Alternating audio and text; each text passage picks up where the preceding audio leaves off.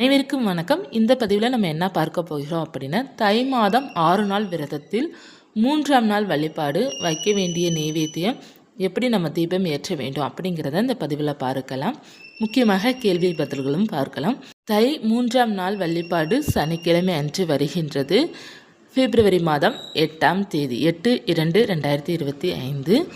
இந்த நாளன்று 3ஆம் நாள் வழிபாடு மாலை 6 மணிக்கு மேலே ஏற்ற வேண்டிய தீபம் என்ன அப்படின்னா, ஒரே ஒரு அகல் விளக்கோ அல்லது நீங்கள் 6 அகல் விளக்கு ஏற்றுறீங்க அப்படின்னா 6 அகல் விளக்கும் நீங்கள் ஏற்றி வச்சுக்கோங்க. நெய் தீபமாக ஏற்றலாம் அல்லது நல்லெண்ணெய் தீபமாக ஏற்றலாம். சனிக்கிழமை நல்லெண்ணெய் தீபம் ஏற்றுவது ரொம்ப விசேஷமாக இருக்கும். ஏன்னா சனிக்கிழமை நல்லெண்ணெய் தீபம் ஏற்றுவதனால சனி தாக்கங்கள் நமக்கு குறையும்.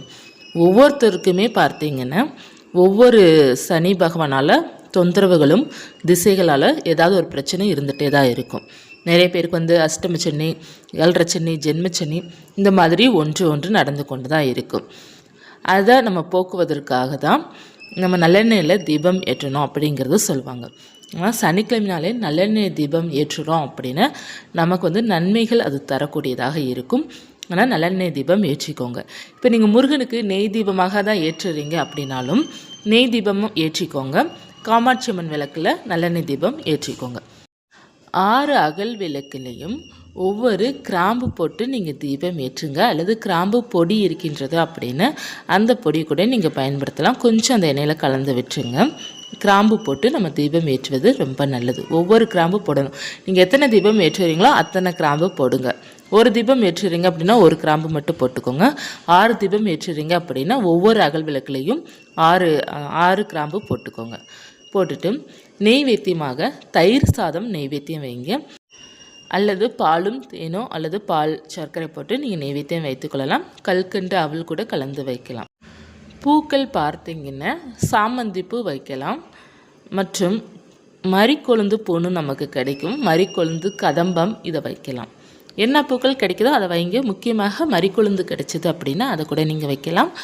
அல்லது கதம்பம் வைக்கலாம். வைத்து வழிபாடு செய்யலாம். அர்ச்சனை பண்ணும்போது விபூதி கொஞ்சம் எடுத்துக்கோங்க. ஓம் சரவண பவாய நமக அப்படிங்கிறத சொல்லி 6 முறை மட்டும் சொன்னால் போதும். சொல்லிட்டு விபூதியை ஒரு இலை மேலேயோ ஒரு வெற்றிலை மேலேயோ அல்லது சின்னதாக பித்தளை கிண்ணம் இருக்கின்றது அல்லது சின்ன டப்பா இருக்குன்னா அதில் வச்சு ஓம் சரவண பவாய நமக அப்படிங்கிறத சொல்லி நீங்கள் உங்கள் மோதிர விரல் கட்ட விரல் சேர்த்த மாதிரி நீங்கள் விபூதியை எடுத்து சுவாமிக்கு அர்ச்சனை செய்து, அதாவது அவங்க பாதத்துக்கிட்ட வச்சு நம்ம அந்த தட்டில் போட்டு அந்த விபூதியை எடுத்து நீங்கள் தினமும் வச்சுட்டு வாங்க. 6 முறை சொன்னால் போதும். அதற்கடுத்து நீங்கள் மற்ற மந்திரங்கள் படிக்கிறீங்க, அதாவது கந்த சஷ்டி கவசம் படிக்கிறீங்க அல்லது வேல்மாறல் படிக்கிறீங்க, பாராயணம் பண்ணுறீங்கன்னா தாராளமாக பண்ணிக்கிடலாம். ஓம் சரணபவாய 6 முறை மட்டும் சொல்லுங்கள். ரொம்ப நல்லது. நம்ம தினமுமே விபூதியால் முருகனுக்கு அர்ச்சனை பண்ணுவது ரொம்ப நல்லது. நம்ம 108 முறை அர்ச்சனை பண்ணுறோம் அப்படின்னா நிறைய விபூதி நமக்கு தேவைப்படும். நீங்கள் 6 முறை மட்டும் பண்ணுங்கள் போதும். 6 முறை பண்ணாலே நமக்கு 60,000 முறை பண்ண மாதிரி நமக்கு பலன் கிடைக்கும். சரவண பவாய நமக அப்படிங்கிற மந்திரம் அந்த அளவுக்கு பவர்ஃபுல்லானது. அதனால் நீங்கள் 6 முறை அர்ச்சனை செய்துட்டு அந்த விபூதியை நீங்கள் தினமும் வைங்க. எங்கேயாவது போகிறீங்க அப்படின்னா வச்சுட்டு போங்க. ரொம்ப நல்லது நடக்கும். இவ்வளோதாங்க, ரொம்ப எளிமையான வழிபாடு. அடுத்து கேள்வி பதிலுக்கு போகலாம். விளக்கு பற்றிய கேள்விகள். அதாவது விளக்கு தினமும் சுத்தம் செய்யணுமா, எத்தனை விளக்கு நம்ம ஏற்ற வேண்டும், எப்படி ஏற்ற வேண்டும், நிறைய கேட்டிருந்தீங்க. சின்ன சின்ன தகவலாக நான் சொல்லி முடிச்சிடறேன். விளக்கு தினமும் சுத்தம் செய்ய தேவையில்லை. நீங்கள் விளக்கு ஒரு வாரத்துக்கு ஒரு முறை மட்டும் சுத்தம் செஞ்சால் போதும். ஒருவேளை டஸ்ட்டு படியுது அப்படின்னா நீங்கள் ஒரு டிஷ்யூ பேப்பர் வச்சு தொடச்சி எடுத்துகிட்டு திரும்ப எண்ணெய் ஊற்றி திரி போட்டு நீங்கள் தீபம் ஏற்றி வைக்கலாம். வாரம் ஒரு முறை சுத்தப்படுத்தினா போதும். சுத்தப்படுத்துகிற நாள் உங்கள் எல்லாருக்குமே தெரியும். செவ்வாய், வெள்ளி தவிர மற்ற நாள் நம்ம விளக்கு சுத்தப்படுத்திக்கலாம்.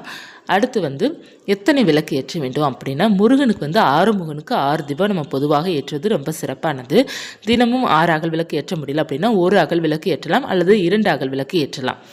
1 கூட நம்ம ஏற்றினாலும் நமக்கு நல்ல பலன் தான் கிடைக்கும். அதே போல் அகல் விளக்கு ஏற்றணுமா அல்லது பித்தளையில் விளக்கு ஏற்றணுமா அப்படிங்கிறது கேட்டிருந்தீங்க. அகல் விளக்கும் ஏற்றலாம், பித்தளை விளக்கும் ஏற்றலாம். நீங்கள் அகல் விளக்கு ஏற்றுவதே ரொம்ப சிறப்பானது. எப்போதுமே பார்த்தீங்கன்னா மண் அகல் விளக்குக்கே ஒரு பவர் இருக்குது. நமக்கு அதற்கு தோஷமும் கிடையாது சொல்லுவாங்க. அந்த மண் அகல் விளக்கில் ஏற்றுவது இறைவனோட சக்தி ஆகர்ஷண சக்தி அதிகரிக்கும் சொல்லுவாங்க. அதனால் நீங்கள் மண் அகல் விளக்குலேயே நீங்கள் ஏற்றலாம். இல்லை என்கிட்ட பித்தளை விளக்கு நிறையா இருக்கின்றது அப்படின்னா நீங்கள் 6 பித்தளை விளக்கு கூட ஏற்றிக்கொள்ளலாம், தவறு ஒன்று கிடையாது. உங்களுடைய விருப்பம்தான். மண் அகல் விளக்குலே 6 அகல் விளக்கு வாங்கி தீபம் ஏற்றலாம், அல்லது ஒரு அகல் விளக்கு ஏற்றலாம். அதனால் நீங்கள் விளக்கு உங்களுடைய விருப்பம் தான். எத்தனை விளக்கு வேண்டுமானாலும் நம்ம ஏற்றி வைத்து முருகனை வழிபாடு செய்யலாம். நிறைய பேர் நான் தனியாக விளக்கேற்றணுமா முருகனுக்கு அப்படிங்கிறது கேட்டிருந்தீங்க.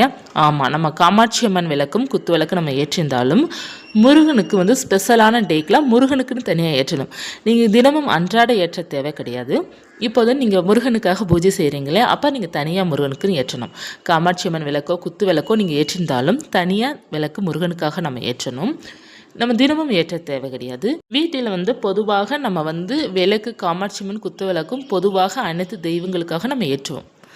மற்ற தீபங்கள்லாம் பார்த்தீங்கன்னா ஒரு கடவுளுக்குன்னு ஸ்பெசிஃபிக்காக வைத்து நம்ம ஏற்றுவோம். அதில் நீங்கள் எந்த கடவுளுக்கு உகந்த நாளாக இருக்கோ அந்த கடவுளுக்கு தனியாக ஒரு விளக்கு நம்ம ஏற்றுவோம். அதே போல் இப்போ நீங்கள் முருகனுக்கு இப்போ பூஜை செய்கிறீங்க அப்படின்னா, இப்போ முருகனுக்கு 6 அகல் விளக்கு நீங்கள் தனியாக ஏற்றிக்கோங்க, ஒரு தட்டில் வச்சு ஏற்றிக்கோங்க. இப்போ திங்கக்கிழமை நான் தனியாக ஏற்றணுமா, இல்லை வியாழக்கிழமை தனியாக ஏற்றணுமானா கிடையாது. உங்களுக்கு எப்போ நீங்கள் முருகனுக்கு பூஜை செய்கிறீங்களோ, சஷ்டி அன்று, கிருத்திகை அன்று, செவ்வாய்க்கிழமை அன்று, இந்த நாள் தான் முருகனுக்குன்னு ஸ்பெஷலாக பூஜை பண்ணுவீங்க. அப்போது மட்டும் நீங்கள் ஏற்றினால் போதும். தினமும் காமாட்சி அம்மன் விளக்கோ குத்து விளக்கோ நீங்கள் ஏற்றுறீங்க, அதை ஏற்றிட்டு முருகனை நினைத்து பிரார்த்தனை பண்ணாலே போதும். இதை நீங்கள் யாரும் குழம்பிக்காதீங்க. நிறைய பேர் அப்படி தான் கேட்குறீங்க. நம்ம காமாட்சி அம்மன் விளக்கு பொதுவாக ஏற்றுறோம் இல்லையா, அப்படின்னா தனியாக ஏற்றணுமா அப்படிங்கிறது கேட்டிருந்தீங்க. நீங்கள் அவருக்குன்னு ஸ்பெஷலாக பூஜை பண்ணுறீங்க அப்படின்னா தனியாக ஏற்றணும், அப்படி இல்லைன்னா தேவையில்லை.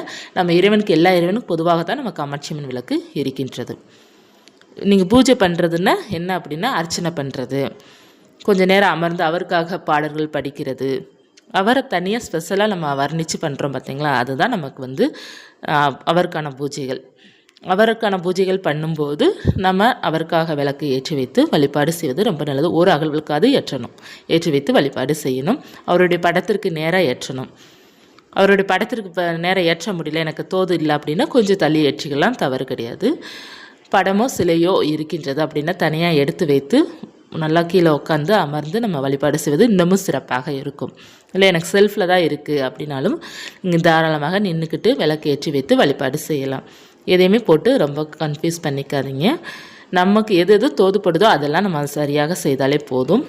இறைவன் அதை மனமாற ஏற்றுக்கொள்வார். இப்போ எனக்கு படம் வைக்கிறதுக்கு இடம் இல்லை, சிலை வைக்கிறதுக்கு இடம் இல்லை, நான் என்ன தான் செய்கிறது அப்படின்னு கூட நிறைய பேர் கேட்டிருந்தீங்க. உங்களுக்கு பூஜை அறையில் இடம் இல்லை அப்படின்னா ஹாலில் ஒரு செல்ஃபில் கூட வைக்கலாம், அப்படி இல்லைன்னா கிச்சனில் கூட நம்ம செல்ஃபில் வைத்துக்கொள்ளலாம். ஒரு 6 நாளைக்கு வைத்து வழிபாடு செய்துட்டு திரும்ப அதை பூஜை அறையில் எடுத்து வைக்கலாம். நிறைய பேருக்கு பூஜை ரூம் குட்டி ரூமாக வச்சுருப்பாங்க. அந்த மாதிரி இருப்பவர்களுக்கு கீழே உட்காந்து பூஜை பண்ண முடியல, நின்றுக்கிட்டு தான் இருக்கிற மாதிரி இருக்குது அப்படிங்கிறீங்க, தாராளமாக நின்றுட்டும் பண்ணலாம், தவறு கிடையாது. உட்காந்து அமரும்போது, அதாவது நம்ம உட்காந்து பண்ணும்போது கவனம் இன்னமும் அதிகமாக இருக்கும். நம்ம அதை ரொம்ப ரசித்து பண்ணுற மாதிரி இருக்கும். நின்றுக்கிட்டு பண்ணும்போது கொஞ்சம் கால் வலிக்கிற மாதிரி இருக்கும். நம்ம கவனம் கொஞ்சம் சிதறும். இதுதான் டிஃப்ரென்ஸு தவிர மற்றபடி நின்றுட்டு பண்ணலாம், உட்காந்துட்டு பண்ணலாம், தவறே கிடையாது. இந்த பதிவு உங்களுக்கு பயனுள்ளதாக இருக்கும்னு நினைக்கிறேன். இருந்தால் லைக் பண்ணிக்கோங்க. இது போன்ற தகவலுக்கு சேனலை சப்ஸ்கிரைப் பண்ணி வச்சுக்கோங்க. நன்றி.